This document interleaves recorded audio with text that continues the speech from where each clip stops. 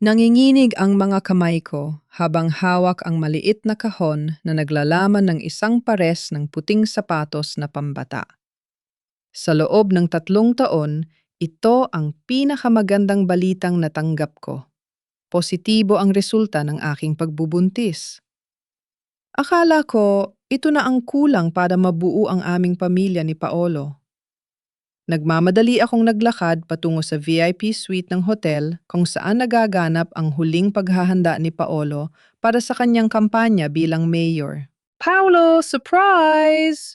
Bulong ko sa sarili habang inihahanda ang sarili para sa yakap niya. Pagbukas ko ng bahagya sa pinto na nakawangwang, natigilan ako. Hindi ang asawa kong nag-aaral ng kanyang talumpati ang nakita ko, kundi si Paolo at si Bianca, ang kanyang lead strategist na nakaupo ng napakalapit sa isa't isa habang may hawak na baso ng alak. Sigurado ka bang pipirma siya? Boses ni Bianca, malamig at puno ng pangungutya. Narinig ko ang mahinang tawa ni Paolo. Don't worry, Bianca. Once I get the funding for the housing project, wala na siyang silbi. I'll make sure na mawawala ang career niya para hindi siya makapanlaban. Nanigas ako. Ang boses na dati ay nagpaparamdam sa akin ng seguridad ay siya na ngayong humahapdi sa aking pandinig. Paano ang bata? Tanong ni Bianca. The child? It's just a leverage, Bianca. Sagot ni Paolo na may kasamang malupit na ngisi. Kapag nakuha ko ang pondo, idivorso ko na siya. I'll use the child to force her into signing away every centavo she has. She's a lawyer, but she's blinded by her love for me. Ang dali niyang utuin. Parang gumuho ang mundo ko. Ang regalo na aking daladala ay biglang naging mabigat na pasan. Ang asawang inakala kong kabahagi ng aking buhay at pangarap ay itinuturing pala ang aming magiging anak na isa lamang instrumento para sa kanyang kapangyarihan at pera. Hindi ko na malayang bumagsak ang kahon ng sapatos sa sahig. Ang tunog ng pagbagsak nito ang bumasag sa katahimikan ng suite. Mabilis na napalingon si Paolo. Nang makita niya ako sa pintuan, hindi siya nagpakita ng pagsisisi. Sa halip, dahan-dahan siyang tumayo, inayos ang kanyang kurbata at binigyan ako ng isang tinging puno ng pagkamuhi. Danica, you're early, sabi niya nang walang emosyon. Binalingan niya si Bianca at tumingin sa akin muli. Actually, perfect timing. Bianca, pakitawag ang mga staff sa labas. It's time for them to see what my devoted wife is really capable of. Hindi ko maintindihan ang sinasabi niya hanggang sa nakita ko si Bianca na mabilis na kinuha ang kanyang telepo at may tinawagan. Danica, I think you should prepare yourself. Dagdag ni Paolo. Ang boses niya ay naging kasing lamig ng yelo. Hindi mo alam kung anong gulo ang pinasok mo. Bago pa ako makapagsalita, narinig ko na ang ingay ng mga tao sa labas. Ang mga reporters at ang mga tauhan ni Paolo. Ramdam ko ang panganib. Hindi lang pala ito pagtataksil. Ito ay isang setup. Paolo, anong ginagawa mo? Tanong ko. Pilit pinapatatag ang boses ko kahit bumabagsak na ang aking luha. Lumapit siya sa akin, hinawakan ang aking braso ng mahigpit at bumulong sa aking tainga. I'm just protecting my future, darling. At ikaw, you're just a casualty. Biglang bumukas ang pinto at pumasok ang mga tauhan ng media na parang inaasahan na ang eksenang ito. Nakita ko ang mga camera, ang mga flash na nakatutok sa akin at ang nisi sa labi ni Bianca habang nakatayo sa likuran ni Paolo. Ang bawat flash ng camera ay parang kidlat na tumatama sa aking muka. Nakatayo ako roon. Hawak ang nakabukas na kahon ng sapatos habang ang mga reporter ay nagtutulakan para makakuha ng anggulo. Sa gitna ng kaguluhan, si Paolo ay tila isang batikang aktor. Ang kanyang ekspresyon ay puno ng kunwaring sakit at pagkabigo. Danica, bakit mo ito ginagawa? Malakas na tanong ni Paolo sa harap ng mga kamera, sapat para marinig ng lahat. Pagkatapos ng lahat ng sakripisyo ko para sa ating pamilya, ganito ang igaganti mo? Nanlaki ang mga mata ko. Paolo, anong pinagsasasabi mo? Lumapit si Bianca. Ang kanyang mukha ay puno ng pekeng awa. Ate Reyes, nahanap ka namin kasama ang iyong visitor sa loob ng suite. Alam namin ang tungkol sa inyo ng client mo. Paolo has been trying to protect you, but this is too much. Biglang tumama ang liwanag ng camera sa isang lalaking nakatayo sa likuran ng mga reporter. Isang staff member na hindi ko kilala, na pilit na inilalayo ng security. Itinuro siya ni Paolo. Siya ang lalaking nakita namin sa loob ng kwarto bago ka pumasok, Danica. Huwag mo nang itanggi. Naramdaman ko ang paghina ng aking mga tuhod. Ito ang setup. Ang visitor na sinasabi nila ay isang stranger na malamang ay binayaran para maging bahagi ng dumi sa aking pangalan. Ginamit nila ang aking pagiging abogado, ang aking propesyon na nakabase sa katotohanan, para sirain ang aking pagkatao sa harap ng publiko. Hindi totoo yan, sigaw ko, pilit na kumakawala sa hawak ni Paolo. Paolo, buntis ako. Yun ang dahilan kung bakit ako nandito. Tumawa ng mahina si Paolo, isang tawang puno ng pangungutya. Buntis? With that man? Danica, huwag mong gawing excuse ang bata para takpan ang iyong kawalan ng kahihiyan. Ang ingay sa loob ng suite ay naging bingi. Ang mga reporter ay nagsimulang magtanong ng sabay-sabay. Ang bawat salita ay parang kutsilyong humahawi sa aking dignidad. Ate Reyes, totoo bang nangangaliwa ka? Paolo, magdedemanda ka ba? Tumingin ako kay Bianca. Nakita ko ang pagkina ng kanyang mga mata. Ang tagumpay ng isang taong matagal nang naghihintay na makita akong bumagsak. Alam ko na ngayon, hindi lang ito basta pagtataksil. Ito ay isang detalyadong plano para burahin ako sa buhay ni Paolo. At ang pinakamalupit sa lahat, ang aking anak ay gagamitin nilang sandata. Aalis ako! Bulong ko. Hindi na pinapansin ng mga kamera. Paolo, pagsisisihan mo ito. Hinarap ko ang mga reporter. Pinilit kong itaas ang aking ulo kahit nang inginig ang aking buong pagkatao. Walang katotohanan ang mga paratang na ito. Ang lahat ng ito ay isang malaking kasinungalingan. Pagtalakod ko, naramdaman ko ang mahigpit na pagkakahawak ni Paolo sa aking braso. Bumulong siya ng sapat para ako lang ang makarinig. Paglabas mo ng pintong yan, wala ka nang babalikan. Kung susubukan mong lumaban, sisiguraduhin kong pati ang lisensya mo ay mawawala.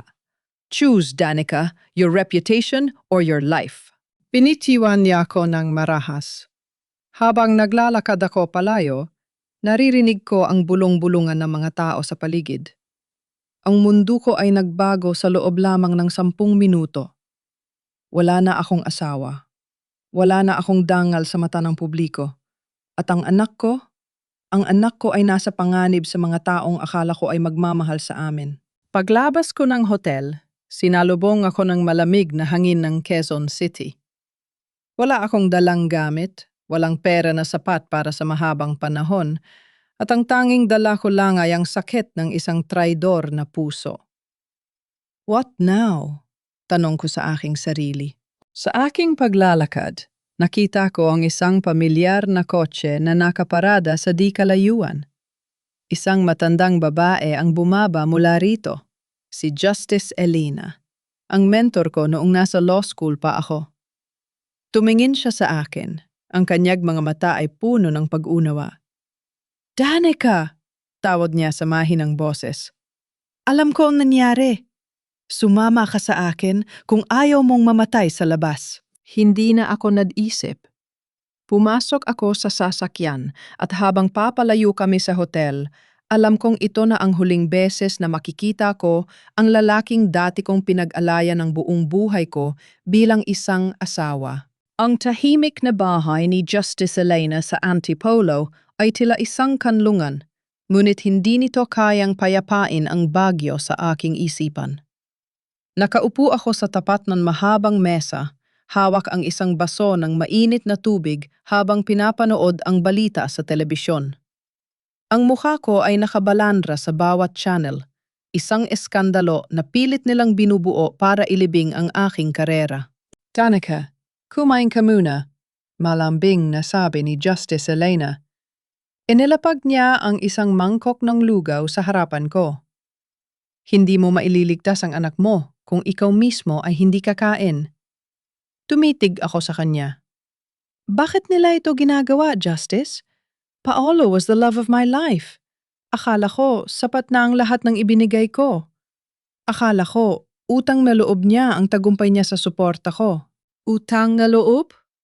Mapait na ngumiti si Justice Elena.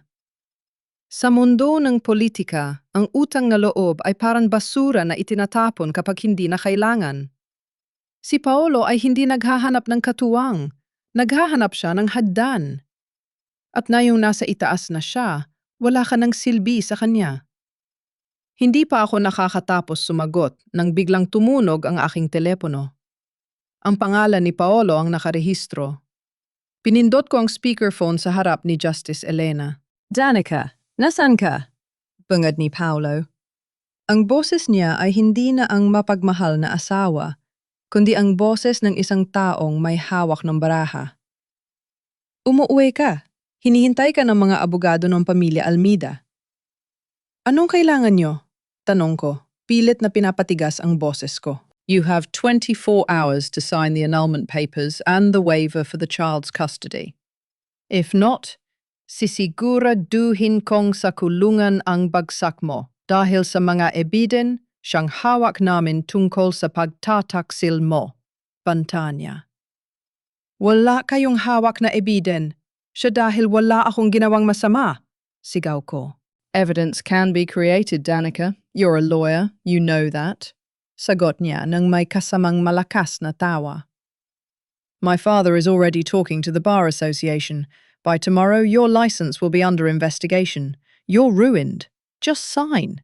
And maybe, just maybe, I'll let you see the child once in a while.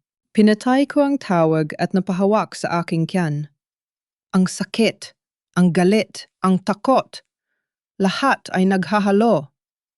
Ang pamilyang Almeida, ang pamilyang dati kong ipinagmamalaki sa simbahan, ang pamilyang tinulungan kong linisin ang pangalan sa mga kaso ng korupsyon, ay siya na ngayong humahabol sa aking leeg. They are going to destroy me, bulong ko habang tumutulo ang mga luha. Hindi ka nila sisirain kung hindi ka papayag, sabi ni Justice Elena. Naupo siya sa tabi ko at hinawakan ang aking mga kamay. Danica, nakita ko ang mga papeles na dala mo bago ka pumunta rito. Bakit ka nagdududa sa pirma mo sa prenuptial agreement? Natigilan ako. Kasi naaalala ko, may isang gabi noong nagpapagaling ako sa operasyon para sa in vitro fertilization, pinapirma niya ako sa napakaraming dokumento. Sabi niya para iyon sa insurance ng bata. Sobrang antok ko nun, halos hindi ko na mabasa. That's it, mata ni Justice Elena ay nadliwanag. Paolo is a smart man, but he is greedy. Ginamit niya ang kahinaan mo para manakawan ka. If that signature is a forgery, then the whole prenuptial agreement is void. At kung void ang prenup, ang lahat ng ari-arian niya, kasama ang perang ginamit niya sa kampanya, ay conjugal property. Nanlaki ang mga mata ko. Ang pagkatalo na nararamdaman ko ay nagsimulang mapalitan ng isang mapanganib na ideya. Kung totoo ang hinala ni Justice Elena, hindi lang ako basta biktima. Ako ang may hawak ng susi para pabagsakin ang buong kampanya ni Paolo. Justice, tawag ko sa kanya.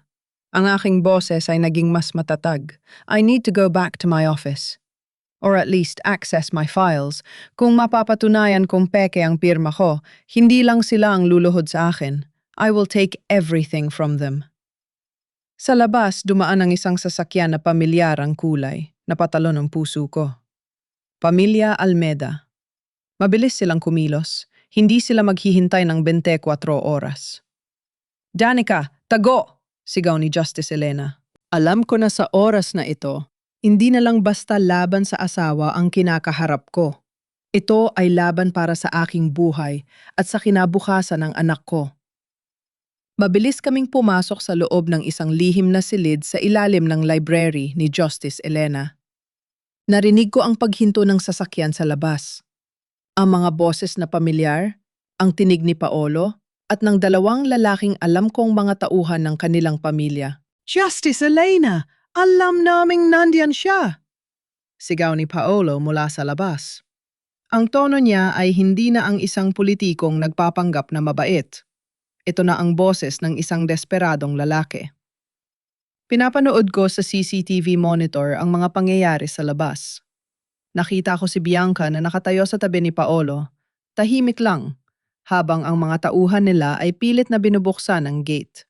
Danica, kailangan mong maging kalmado, bulong ni Justice Elena habang inilalabas ang isang lumang laptop at ilang dokumento na nakatago sa vault. Kung gusto mong manalo, kailangan nating patunayan na hindi mo pirmado ang dokumentong yon. Habang nagkakagulo sa labas, binuksan ko ang digital copies ng aming prenuptial agreement na nakuha ko bago ako tumakas. Mabilis kong inihambing ang pirma sa mga dokumentong pinapirmahan niya sa akin noong nasa ospital ako. Ang kamay ko ay nanginginig. Ngunit nang makita ko ang mga detalye, biglang tumigil ang aking paghinga. Justice, tingnan niyo ito, sabi ko habang itinuturo ang screen. Ang stroke ng letra R sa Reyes, sa prenup, ito ay masyadong perpekto. Noong nasa ospital ako, halos hindi ko mahawakan ng ballpen dahil sa epekto ng anesthesia. My handwriting was shaky and uneven. Pero dito, it's perfectly aligned. Forgery, sagot ni Justice Elena. At ginawa nila ito sa harap ng isang notary public na malamang ay binayaran nila. Sino ang notaryo? Tanong ko. Tiningnan namin ang pangalan sa ilalim ng dokumento, Ati Renato Salazar. Nanlamig ang buong katawan ko. Si Ati. Salazar ang tatay ni Bianca. Ang lahat ng piraso ng puzzle ay nagsimulang magkabuo, hindi lang basta pagtataksil ito. Ito ay isang matagal na planong pagsasanib ng pamilya Almeida at ng pamilya ni Bianca para ubusin ang lahat ng meron ako. Ginamit nila ang notaryo para gawing legal ang isang ilegal na dokumento at ngayon, gagamitin nila ito para palabasin na wala akong karapatan sa kahit ano. Danica, may mga tauhan na sila sa pintuan, paalala ni Justice Elena habang nakatutok sa monitor. Hindi sila makakapasok ng walang warrant. Sagot ko, pilit na binabalik ang aking pagiging abogado. Justice, tawagan mo ang barangay captain dito. Si Kapitan Santos, utang niya ang anak niya sa akin noong tinulungan ko siyang makalabas sa kasong graft na ipinilit sa kanya ng pamilya Almeida. He will listen to me. Habang kausap ni Justice Elena ang kapitan, kinuha ko ang file ng mga bank records na nakuha ko sa aking laptop. Kung ang prenup ay peke, ibig sabihin, ang lahat ng perang inililipat ni Paolo sa campaign fund ay galing sa aming pinagsamang pera. At may mga transfer na hindi kapanipaniwala ang laki. Mga perang papunta sa isang offshore account na nakapangalan kay Bianca. Paolo, you made a mistake, bulong ko sa sarili. You thought I would stay quiet. You thought I was weak because I loved you. Narinig kong pagpalo sa pinto sa itaas. Danica! Alam naming nandyan ka. Lumabas ka kung ayaw mong ipasalvage namin ang bahay na ito. Banta ni Paolo. Ang boses niya ay puno ng puot. Pero imbes na matakot, nakaramdam ako ng kakaibang tapang. Ang bawat banta niya ay nagpapaalab sa desisyon kong bawiin ang lahat. Hindi lang ang pera, hindi lang ang pangalan, kundi ang hustisya para sa anak ko. Justice, tawag ko sa kanya. I'm going to surrender but on my own terms. Anong ibig mong sabihin? Let them in, but make sure the barangay captain and the local police are already here before they can do anything. Ngumiti si Justice Elena. You really are your father's daughter, Danica. Tumayo ako at inayos ang aking sarili. Hindi na ako ang babaeng umiiyak sa loob ng hotel suite. Ang ati Danica Reyes, na kilala ng lahat bilang matapang at hindi natitinag, ay bumalik na. Binuksan ko ang pinto ng lihim na silid at naglakad patungo sa hagdanan, handang harapin ang mga taong sumira sa buhay ko. Pagbukas ko ng pinto ng bahay, nakita ko si Paolo na galit. Hawak ang mga dokumento na alam kong peke. Pero sa likod niya, nakita ko ang mga ilaw ng pulis na papatingkad sa paligid. "Looking for me, Paolo?" Tanong ko nang may malamig na ngiti. Ang gulat sa mukha ni Paolo ay hindi matatawaran nang makita niya ang mga barangay tanod at 2 pulis na nakatayo sa likod ko. Hindi na siya ang mapagmataas na asawang nagbabanta kanina. Ngayon, isa na lang siyang politikong natatakot na mabuko. "Danica, anong ibig sabihin nito?" tanong ni Paolo. Ang boses ay pilit na pinapakalma. "Sumama ka na sa amin para matapos na ang gulo." "Gulo?" Tumawa ako ng bahagya. Isang tunog na puno ng pait. "Paolo, ang pagpunta mo rito ng may dalang banta ay hindi gulo. Yan ay harassment. At sa harap ng mga pulis na ito, uulitin mo ba ang banta mo na ipapasalvage mo ang bahay na ito?" Nanahimik si Paolo. Tumingin siya kay Bianca na ngayon ay tila naghahanap ng paraan para makatakas sa eksena. Ngunit huli na ang lahat. Ang presensya ng mga awtoridad ay sapat na para pigilan sila sa paggawa ng anumang marahas sa oras na yon. "Umalis na kayo," sabi ko ng may otoridad. "Kung may gusto kayong sabihin, sa korte nyo sabihin. At sisiguraduhin kong hindi lang annulment ang pag-uusapan natin dun." Nang umalis sila, nanginig ang aking mga tuhod. Napasandal ako sa pader. Alam kong pansamantala lang ang tagumpay na ito. Pero sapat na yon para makahinga ako ng malalim. Pagbalik sa loob, hindi ako tumigil. Habang nasa ligtas na kami, binuksan ko ang aking laptop at sinimulang himayin ang lahat ng financial reports na inilabas ko mula sa server ng firm ni Paulo. "Justice, kailangan kong makita ang audit ng campaign funds niya," sabi ko. "Danica, mag-iingat ka. Kung talagang may kinalaman ang pamilya ni Bianca rito, baka nakabantay na sila sa lahat ng transactions mo," babala ni Justice Elena. Tumango ako at nagsimulang mag-trace ng mga transfer.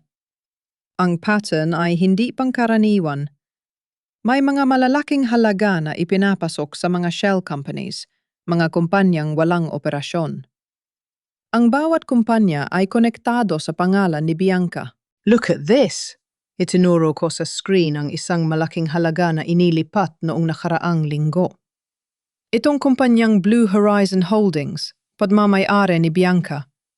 Pero ang pera, galing sa pondo ng housing project na dapat ay para sa mga mahihirap na pamilya sa QC. "Rinse and repeat," sagot ni Justice Elena.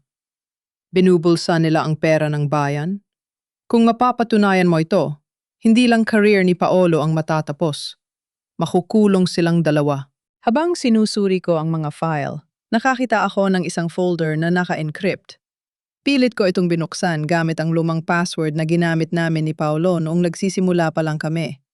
Isang petsa na naging simbolo ng aming pangako. Click, bumukas ang folder. Ang laman nito ay hindi lang financial records. Ito ay mga audio recordings. Pinindot ko ang isa. "Paolo, the prosecutor is close. Kung hindi mo maalis si Ate Reyes sa landas natin, mapupunta tayo sa kulungan dahil sa mga nakaraang kaso ng tatay niya." Boses ni Bianca iyon, malamig at mapanganib. "Huwag kang mag-alala," sagot ni Paolo sa recording. "I have everything planned. Danica is an idiot. She trusts me too much. Gagamitin ko ang pera para bilhin ang mga taong kailangan ko at pagkatapos ng eleksyon, tapos na siya." Parang may humampas sa dibdib ko. Hindi lang nila ako gustong hiwalayan. Gusto nila akong idiin sa kasong kinasangkutan ng tatay ko noon. Ang kasong corruption na alam kong hinding-hindi gagawin ng ama ko. "Justice, alam ko na kung bakit nila ako gustong sirain," sabi ko, ang boses ko ay nanginginig sa galit. "They are framing me for the crimes they committed. Bianca's father was the one who framed my father for embezzlement years ago. It's a generational grudge." "Danica, ito ay mas malalim kaysa sa akala natin," sagot ni Justice Elena. Tumayo ako at humarap sa bintana, tinitingnan ang dilim ng gabi sa Antipolo. Paolo used me. Bianca used him, at ngayon, gagamitin ko ang lahat ng ito para ilibing silang 2. Paolo wants a war?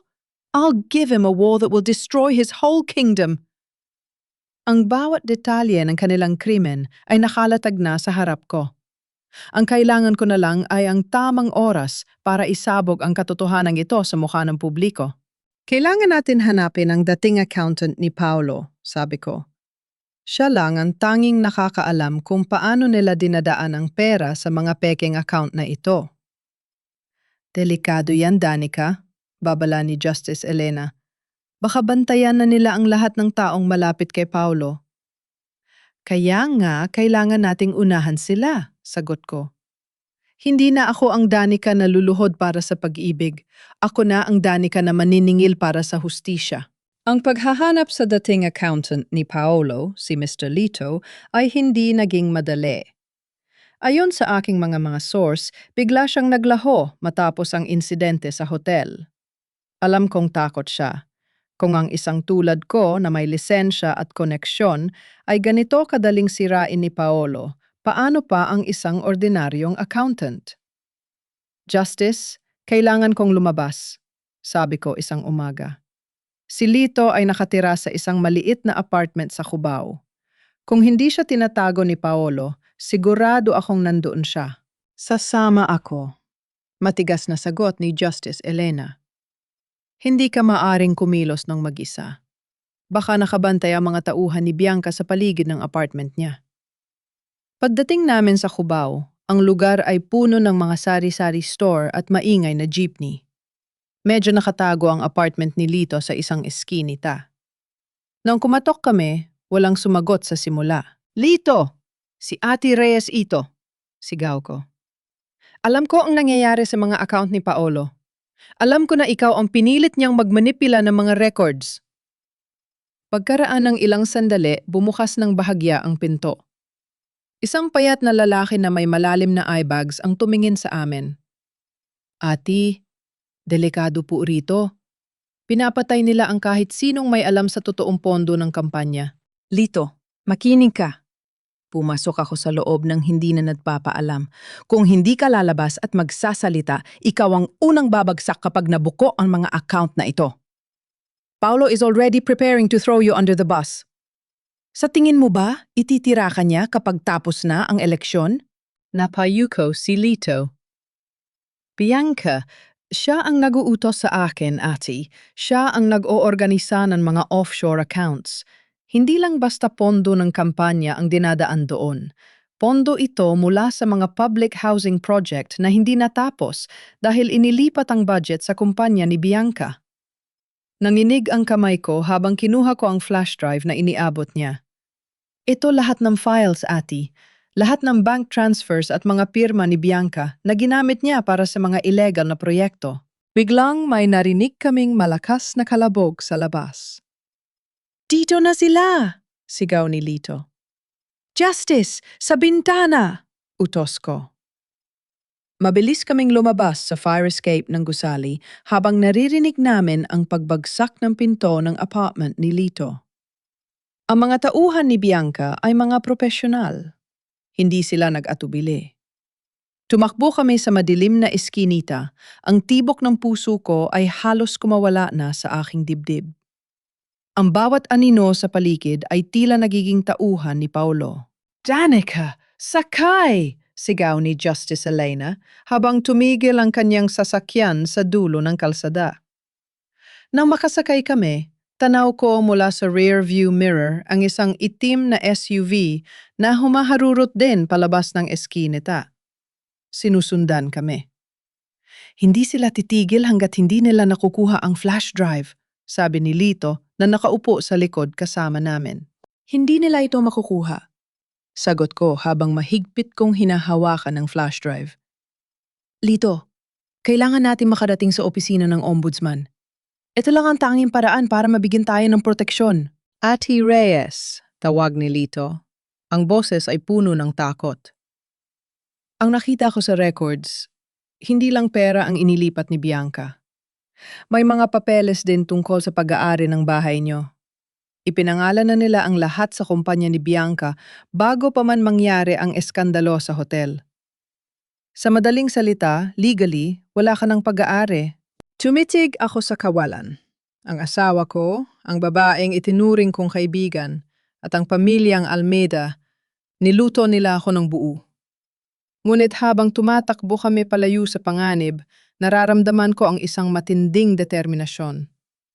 Kung wala na akong pag-aari, sabi ko sa sarili, ibig sabihin, wala na rin ako mawawala. At kapag ang isang tao ay wala nang mawawala, siya na ang pinakamapanganib na kalaban. Pinagmasdan ko ang flash drive. Ito ang magiging simula ng katapusan nila. Ang pagtakas namin mula sa mga tauhan ni Bianca ay naging isang laro ng pusa at daga sa mga kalsada ng Quezon City. Salamat sa galing ni Justice Elena sa pagmamaneho at sa kaalaman niya sa mga iskinita, nakarating kami sa isang ligtas na bahay na hindi rehistrado sa pangalan niya. Hindi tayo pwedeng dumiretso sa ombudsman na yon, hingal na sabi ni Justice Elena habang tinitingnan ang paligid. Nakabantay sila sa lahat ng entry points. Kailangan natin ng ibang paraan para ilabas ang impormasyong ito. Naupo ako at binuksan ang laptop. Ang mga files ni Lito ay nakakagulat. Hindi lang ito basta corruption. Ito ay isang malawakang operasyon na gumagamit ng pangalan ni Paolo para mag-launder ng pera para sa iba pang mga politiko. Bianca is playing a bigger game, bulong ko. She's not just working for Paolo, she's blackmailing the entire council. Biglang tumunog ang aking teleponyo. Isang unregistered number. Ati Reyes, ang boses sa kabilang linya ay pamilya. Si Bianca. Ang hirap mo namang hanapin. Akala ko ba matalino ka? Bakit ka nakikipaglaro sa mga basurang tulad ni Lito? Bianca, malamig kong sagot. Tapos na ang laro mo. Hawak ko na ang lahat ng ebidensya. Evidence? Tumawa siya ng malakas. Danica, nakikinig ka ba sa balita? Ang mga record na hawak mo ay wala na sa server ng kumpanya. Burado na ang lahat. Sa mata ng batas, ikaw ang nagnakaw ng data na yon. Ang flash drive na hawak mo? Walang halaga yan kapag sinabi ng korte na illegal mong nakuha. Hindi ako basta nagnakaw, Bianca. Nag-secure ako ng ebidensya para sa isang ongoing investigation. Depensa ko. Investigation? Sino ang maniniwala sa isang asawang naging taksil? Sagot niya ng may halong pangungutya. Makipagkita ka sa akin sa lumang warehouse sa Pier 4 mamayang hating gabi. Mag-isa ka lang. Bitawan mo ang flash drive at bibigyan kita ng sapat na pera para makalabas ng bansa kasama ang anak mo. Pero kapag hindi ka sumipot, hindi lang lisensya mo ang mawawala. Mawawala ka na mismo. Binaba niya ang telepo. Danica, huwag kang pupunta, babala ni Justice Elena. Trap yan. Siguradong may mga gunmen na naghihintay sa iyo doon. Alam ko, sagot ko habang tinitingnan ang aking refleksyon sa screen ng laptop. Pero ito ang pagkakataon ko para mahuli siya sa sarili niyang bibig. Bianca is arrogant. Akala niya dahil nasa kanya ang pera at kapangyarihan, kontrolado niya ang lahat. Ano ang plano mo? I'll meet her, pero hindi ako mag-isa. Hating gabi sa Pier 4. Ang lugar ay madilim, maingay dahil sa mga alon at bakal na nagtatamaan. Nakita ko ang isang itim na kotse na nakahinto sa gitna ng warehouse. Lumabas si Bianca, suot ang isang mamahaling coat na tila hindi nababagay sa dumi ng lugar. "You came," sabi niya nung makita ako. "Asan ang flash drive?" "Nasa akin," sagot ko habang naglalakad papalapit. "Bakit mo ginagawa ito, Bianca? Bakit kailangan mong sirain ang buhay ko?" Numiti siya ng mapait. "Ang tatay mo ang nagpakulong sa tatay ko. Dahil sa kanya, namatay ang tatay ko sa loob ng kulungan na walang kahit ano. Pinalaki ako sa hirap habang ikaw, Ate Reyes, ay nag-aaral sa mamahaling eskwelahan gamit ang perang malinis ng tatay mo. Gusto kong maramdaman mo ang mawalan ng lahat." "So, it's not about Paolo," sabi ko. "It's just about your ego." "It's about justice," sagot niya. Biglang lumabas ang mga lalaking nakaitim mula sa mga container van. Nililibutan nila ako. "Ibigay mo na ang flash drive, Danica. Nayon na," utos niya. Inilabas ko ang flash drive at inabot ito sa kanya. Pero habang iniaabot ko, pinindot ko ang isang button sa aking relo. Isang transmitter na konektado sa speaker system ng warehouse. Bianca, salamat sa pag-amin mo, sabi ko. Biglang tumunog ang boses niya sa buong warehouse, malakas at malinaw. Ang tatay mo ang nagpakulong sa tatay ko. Gusto kong maramdaman mo ang mawala ng lahat. Namutla si Bianca. Ano to? Live stream, Bianca. Ang lahat ng sinabi mo narinig ng media at ng National Bureau of Investigation na nakabantay sa labas ng warehouse na ito. Sagot ko habang nakikita ko ang mga ilaw ng pulis na biglang bumukas sa paligid. Hindi lang flash drive ang dala ko. Dala ko ang buong katotohanan. Ang gulat sa mukha ni Bianca ay naging isang sigaw ng galit nang makita niyang bumubuhos ang mga operatiba ng NBI sa loob ng warehouse. Ang mga tauhan niyang nakapalibot sa akin ay nag-aalangan. Ang kanilang mga baril ay unti-unting ibinababa habang nakatutok sa kanila ang mga pulis. Bianca, put down your weapon! Sigaw ng isang opisyal. Si Bianca ay parang hayop na nakakulong. Tumingin siya sa akin. Ang mga mata ay naglalabas ng apoy ng put. Akala mo ba tapos na ito, Danica? You think the police will save you? This system is rotten to the core. Marami akong hawak na tao sa gobyerno.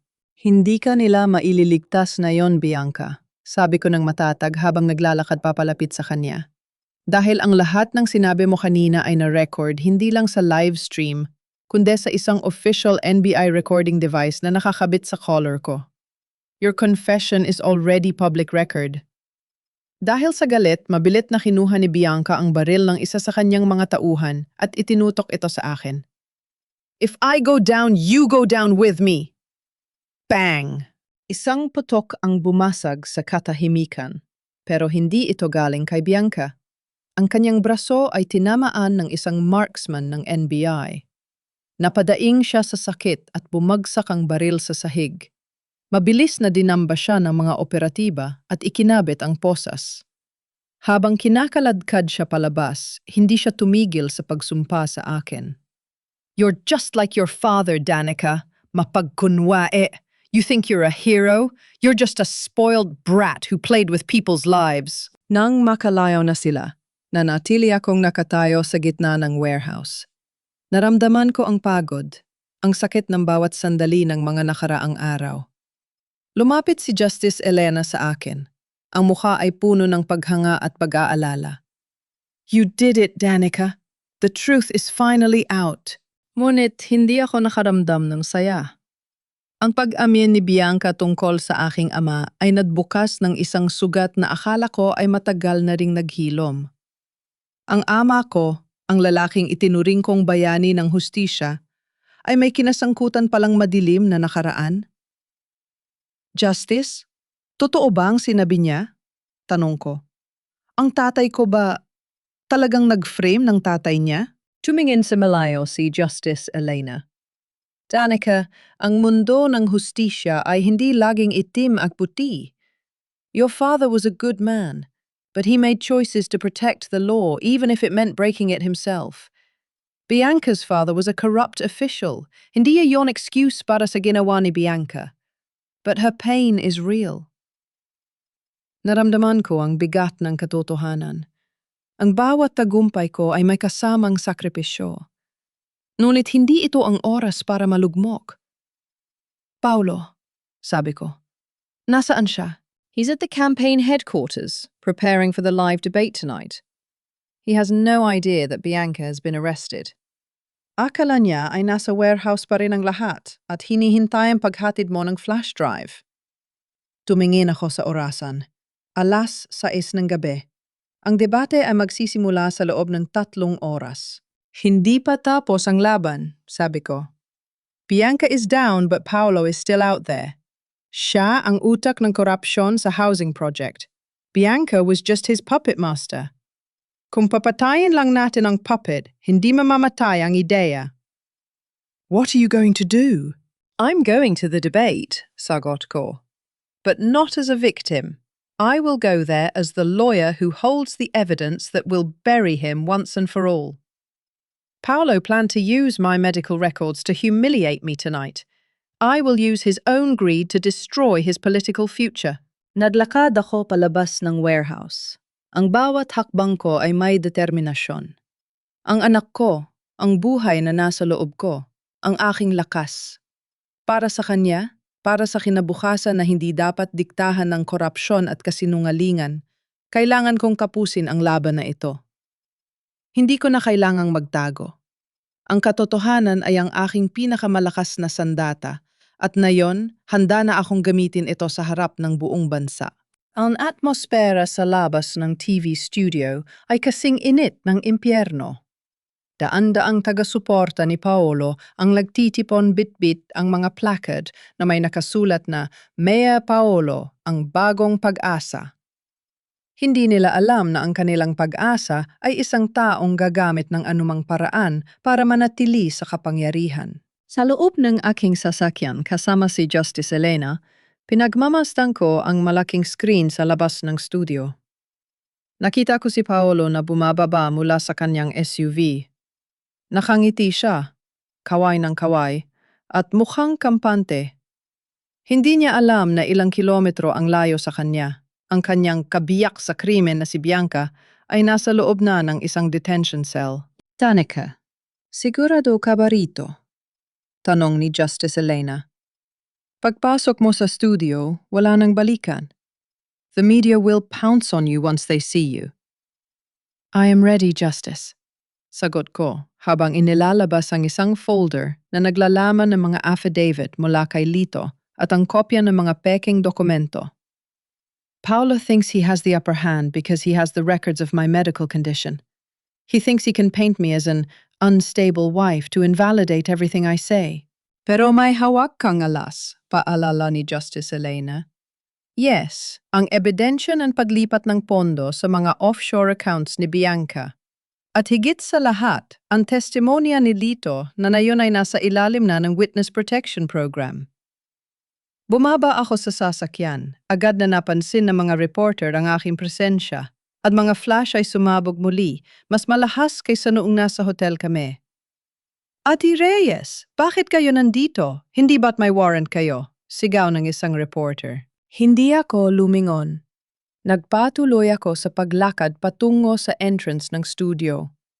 Sa pintuan, hinarangan ako ng dalawang security guard ni Paolo. Sorry, Ate Reyes, but you're not on the guest list, sabi ng isa. I am not a guest, sagot ko. Tinitigan sila ng diretso sa mata. I am a citizen exercising my right to present evidence of a crime committed by the candidate inside. Kung haharangan niyo ako, kayo ang kakasuhan ko ng obstruction of justice. Dahil sa aking pagiging abogado at sa determinasyong nakikita sa aking mukha, napaurong sila. Pumasok ako sa loob, diretso sa backstage kung saan ginaganap ang final preparations. Nakita ko si Paolo sa harap ng salamin, inaayos ang kanyang kurbata. Nang makita niya ako sa refleksyon, hindi siya nagulat. Sa halip, mumisi siya.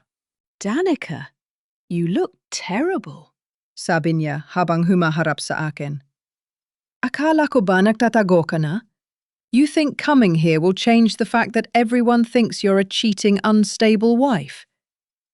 Paolo, Bianca is in jail, sabi ko ng mahinahon. Natigilan siya. Ang ngisi niya ay dahan-dahang nawala.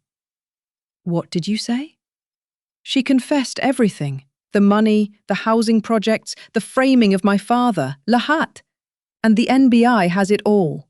Namutla si Paolo.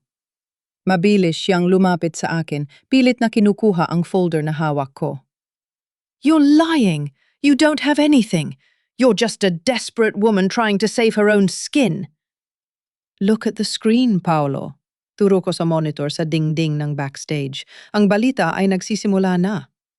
Isang breaking news ang nakabandera.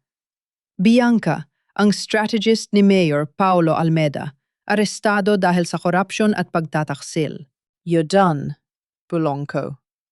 Tonight, the country will see who you really are. Paolo was shaking, pero ang kanyang mukha ay biglang nagbago. If I'm going down, I'm taking you with me. Akala mo ba mapapahiya mo lang ako? I will reveal your medical history to the whole world. I will show them that you are too mentally unstable to even be a lawyer, let alone a wife. Go ahead, sagot ko. Hindi man lang kumukurap. I've already accepted my truth. Ngayon, oras na para tanggapin mo ang hustisyas. Pumasok ang stage manager. 5 minutes to airtime, Mayor. Naglakad siya patungo sa entablado. Ang bawat hakbang ay tila mabigat.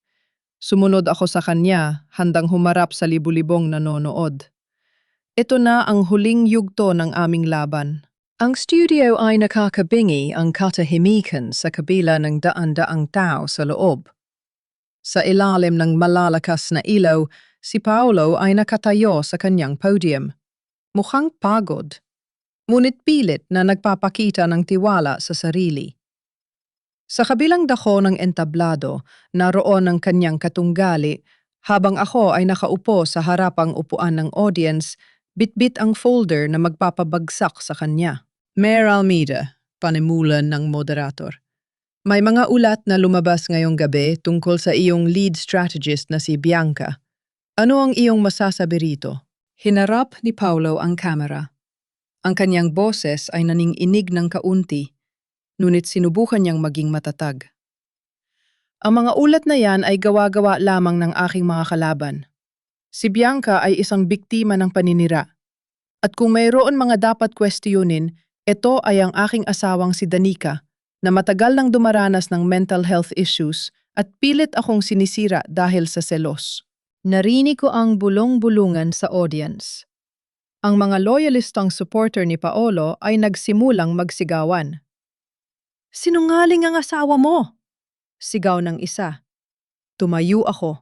Hindi ko na hinintay na tawagin ako. Hindi ako sinungaling, Paolo! Sigaw ko. Sapat para makuha ang atensyon ng moderator at ng buong camera crew. Security, palabasin ang babaeng yan! Utos ni Paolo sa kanyang mga gwardya. Wait! Otoridad na sabi ng moderator. As a matter of public interest, let her speak. Naglakad ako patungo sa gitna ng entablado. Ramdam ko ang bawat mata na nakatitig sa akin. Inilabas ko ang mga dokumento at inilatag ang mga ito sa mesa ng moderator. Paolo, sinabi mo na ang medical record ko ang magpapatunay na hindi ako kapani-paniwala? Tiningnan ko siya ng diretso sa mata. Then show it. Ipakita mo sa buong bansa, pero habang ginagawa mo yan, ipapakita ko rin ang mga dokumentong ito. Ang mga pirma mo sa mga offshore accounts na pinondohan ng pera para sa mga biktima ng baha at bagyo sa ating lungsod. Ang buong studio ay natahimik. Ito ay forgery! Sigaw ni Paolo. Ang kanyang pawis ay tumutulo na sa kanyang noo. Danica, nakikipagsabuatan ka sa mga kalaban ko. Forgery? Kinuha ko ang microphone mula sa moderator. Ang affidavit ni Mr. Lito, ang dating accountant mo, ay nasa opisina na ng ombudsman ngayon. Lahat ng bank transfers na ginawa mo sa loob ng 2 taon ay nakalink sa mga proyektong hindi naman natapos. Ipinangalan mo pa ang bahay natin sa kumpanya ni Bianca para hindi mo ito maibigay bilang conjugal property sa annulment natin. Tell me, Mayor, was the greed worth it? Naglabasan ang mga dokumento sa malaking screen sa likod namin. Ang mga pirma, ang mga petsa, at ang mga halaga ay malinaw na nakikita ng publiko. Ang mga supporter ni Paolo ay hindi makapagsalita. Ang mga reporter ay nagsimulang mag-type ng mabilis. Ito ay mga pekeng papeles, paulit-ulit na sigaw ni Paolo, pero hindi na siya pinapakinggan ng kahit sino. You wanted to ruin me, Paolo. You wanted to make me look like the villain so you could keep your throne. Sabi ko habang humahakbang papalapit sa kanya. Pero nakalimutan mo ang isang bagay. Ang batas ay hindi binibili ng pera. At ang hustisya, gaano man katagal, ay palading nakakaabot sa mga taong akala nila ay untouchable sila. Biglang bumukas ang pinto ng studio. Ang mga operatiba ng NBI ay pumasok. Hindi para sa akin, kundi para kay Paolo. Ang moderator ay hindi makapaniwala sa nangyayari. Mayor Paolo Almeida, sabi ng lead agent, You are under arrest for plunder and corruption. Hindi na lumaban si Paolo. Ang kanyang mga balikat ay bumagsak. Ang politikong dati ay tinitingala ng lahat ay isa na lamang ngayong lalaking natalo ng kanyang sariling kasakiman. Habang kinakaladkad siya palabas, tumingin siya sa akin. Wala na ang galit, puro pagsisisi na lang. Pero huli na. Ang buong bansa ay nakasaksi sa kanyang pagbagsak. At sa gitna ng kaguluhan, naramdaman ko ang paggalaw sa loob ng aking sinapupunan. Isang sipa. Para sa atin ito, bulong ko sa aking sarili. Ang aking laban ay tapos na, ngunit ang aking buhay ay nagsisimula pa lamang. Habang inilalabas si Paolo sa studio, ang bawat camera ay nakatutok sa amin. Ang mga tao sa loob ay hindi makapaniwala. Ngunit hindi pa tapos ang drama. Mula sa likuran, isang tinig ang pumutol sa ingay. Si Bianca, na nakasuot ng kulungan uniform, ay dinala ng mga otoridad sa studio para sa isang confrontation dahil sa direktang utos ng korte. Pagkakita kay Bianca, huminto si Paolo sa pintuan. Ang kanyang mukha ay puno ng takot. Bianca? Anong ginagawa mo rito? Tumingin si Bianca sa mga kamera, pagkatapos ay kay Paolo. Ang kanyang mga mata ay walang bakas ng pagmamahal. Tanging matinding puot na lamang ang natitira. Akala mo ba, Paolo, mananahimik lang ako habang ikaw ang nagtatamasa ng kalayaan, habang ako ang nabubulok sa selda? You promised to hire the best lawyers. You promised to protect me. Pero noong tinawagan kita kanina, sinabi mo na hindi mo ako kilala? Nanginig ang mga labi ni Paolo. Bianca, huwag kang magsalita. I have the recordings, sigaw ni Bianca. Ang boses ay puno ng paghihiganti. I recorded every call, every meeting, every illegal transaction we made for your campaign. Akala mo ba naniwala ako na mahal mo ako? I knew you were just using me as a shield. Lahat ng ginawa ko dahil inakala kong may tayo. Pero ngayon alam ko na.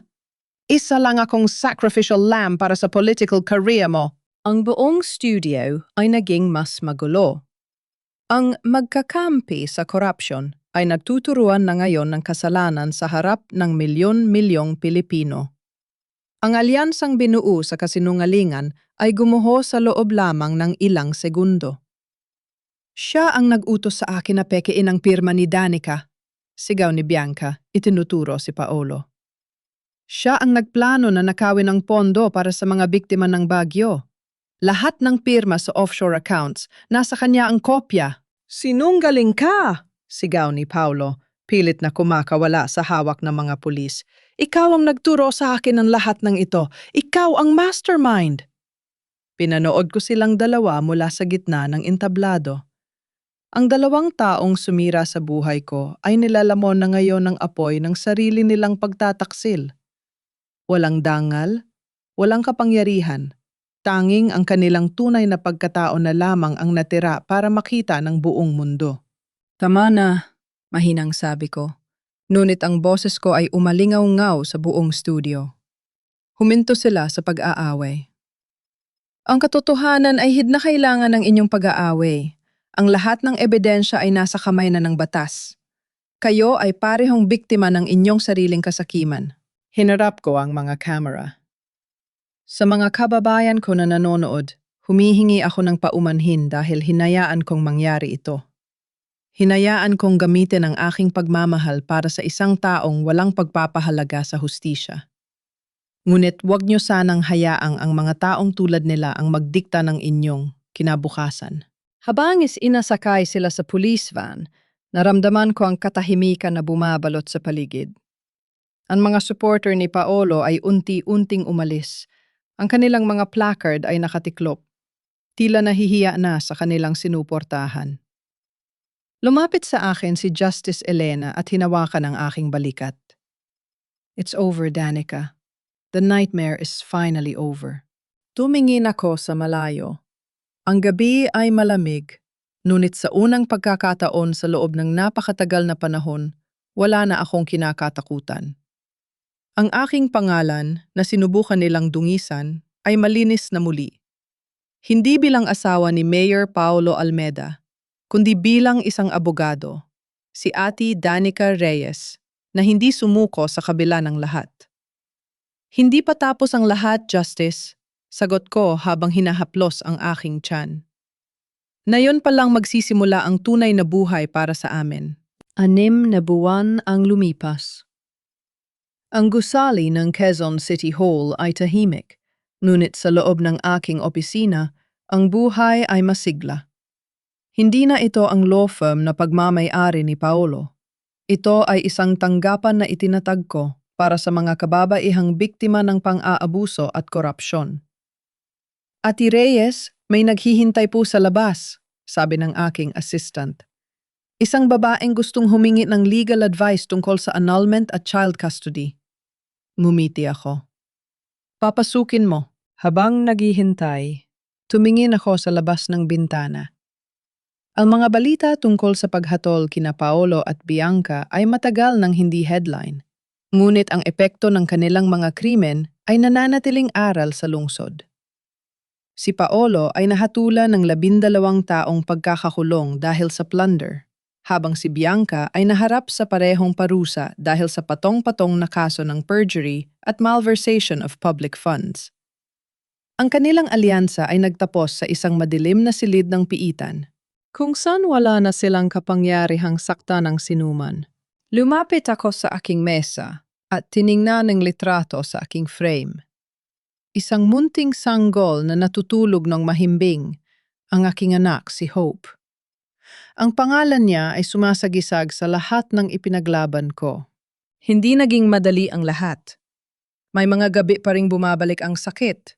May mga sandali pa ring nagtatanong ako kung bakit kailangang dumaan sa ganito.